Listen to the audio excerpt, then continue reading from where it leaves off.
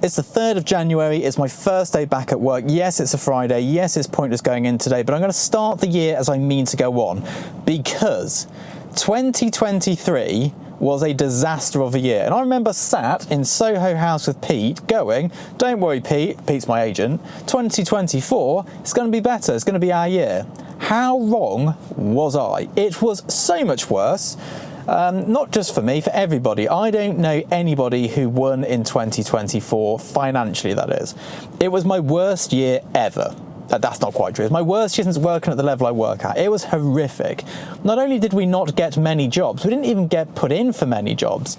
Now, 3rd of January, we're heading back in because this year, rather than saying, don't worry, it's going to be better next year, because obviously that works, we're going to make some drastic changes, some absolutely monumental changes in what it is we're doing, because the world's moved and I am for damn sure moving with it, because there's no way I'm getting a real job. We're going to stick to the freelance life, living it as best as we can, because this is what I want to do. I want to create my art, I want to create my vision, and I don't want a goddamn job. So how are we going to fix this problem? What is it we're going to do that's going to allow me to continue to be a photographer? Get the composition right will probably help. In this market, how are we going to get past the fact that last year was awful and this year it needs to be better? Now, for those who don't know, we only tend to take on the big jobs. I don't do little jobs. I have lots of other income streams that mean we don't have to do the cash flowy jobs. But one option is to start taking those cash flowy jobs, or to bring someone in here to shoot them for me. But the problem is I don't really like people being in here. I like my own time, I like my own space, and I've dealt with these small clients before, and to be honest, they drive me slightly insane, and it's not something I'm looking to do. But we do need an answer to this. We need an answer, we need an option. AI is kind of the buzz thing at the moment, but I'm not even convinced that that's the problem. However, it is something I'm going to address, not in the fact that we're going to try and compete with AI. On the contrary, we're going to go in the opposite direction. The first part of my plan, well, it belongs in this little thing down here. Hang on. This is my film camera fridge.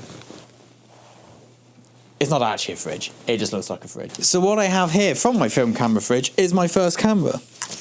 This is my Bronica ETRSI. You shoot it like this. This is my film camera. I bought this when the 5D Mark I came out.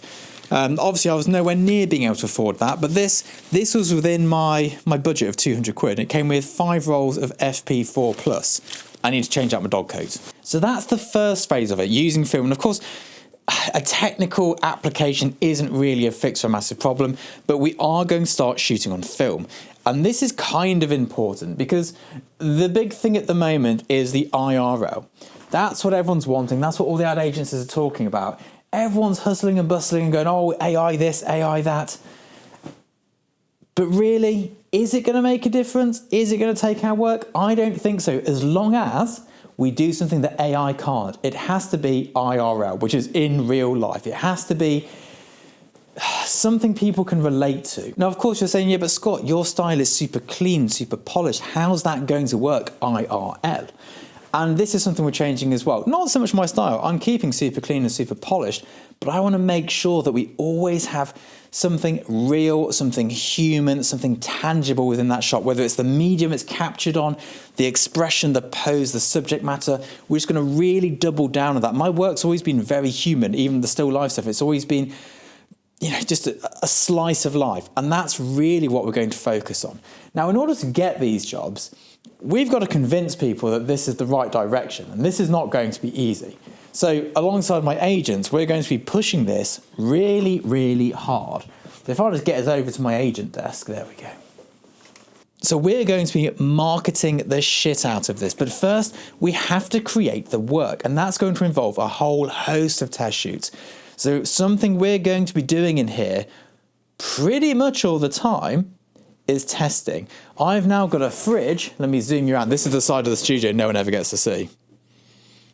Down here, just full of film. I have defrosted my stash of Fuji Pro. I have bought a load of Ektargs. I think that's going to be very suitable for my type of work.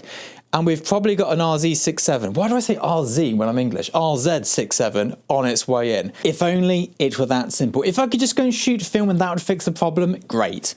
Sadly, it's not. There's more to it than that. I need to make sure that I'm on the right side of right in this. There is definitely a fight between good and evil with AI and photography. It's going to take more than simply shooting it on film.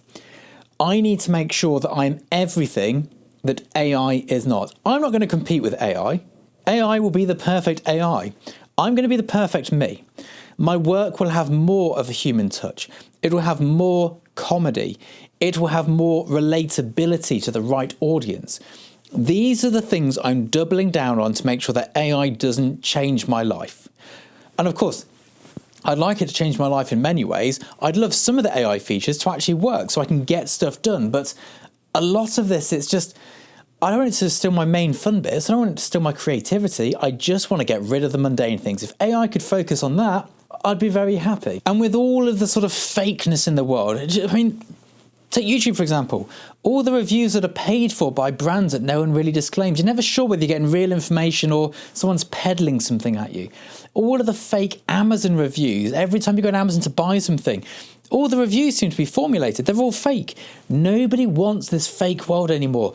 And this is a brilliant opportunity for us as photographers to actually really put our stake in the ground and say, yeah, we offer something really important here.